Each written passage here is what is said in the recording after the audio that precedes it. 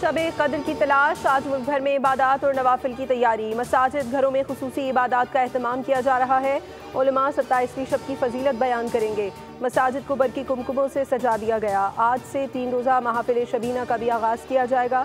Security के सख्त इंतजाम। 11,600 पुलिस एहलकार तैनात। कराची पुलिस चीफ ने कहा, किसी भी मशकूक सरगर्मी की फौरी इत्तला दें।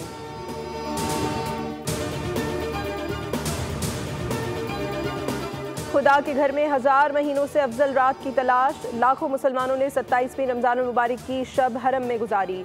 आहवजारी की, गुनाहों की मग़फ़िरत चाही, फजलो करम के तलबगार हुए। लैलतुल कद्र की रहमतें बरकतें समेटी। शब कद्र रुकू सजूद में गुजारी। फ़लस्तीन में मस्जिद अल अक़सा में भी 27वीं शब को फ़लस्तीनियों की बड़ी तादाद ने इबादत की।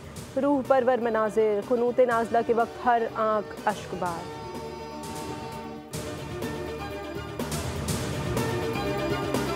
फैसलाबाद सांदलबार के इलाके में डाकू की खातून से इज्तिमाई ज़्यादती। पुलिस ज़राए के मुताबिक नवाही चक बासित में खातून खाविन के साथ घर जा रही थी कि मुलज़मान ने रोक लिया, डकैती की और खेतों में ले जाकर ज़्यादती की। मुतासरा खातून ने पुलिस को बयान रिकॉर्ड करा दिया। खाविन की दरखास्त पर मुकदमा दर्ज। पाकिस्तान के 3 सूबों में खुश्क साली पर शदीद तशवीश। पानी की कमी के खदशात के बायस माहिरीन आबपाशी के लिए पूरे मौसम के लिए पानी की फराहमी की मनसूबाबंदी करना मुश्किल हो गया। अप्रैल के महीने में सिर्फ पीने के पानी की फराहमी की जाएगी। इरसा की मुशावराती कमेटी का अहम तरीन इजलास में फैसला।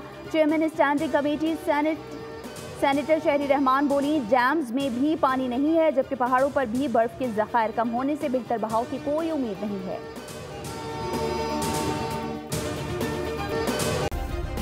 सब्सक्राइब करें और बेल दबाएं ताकि कोई खबर रह न जाए।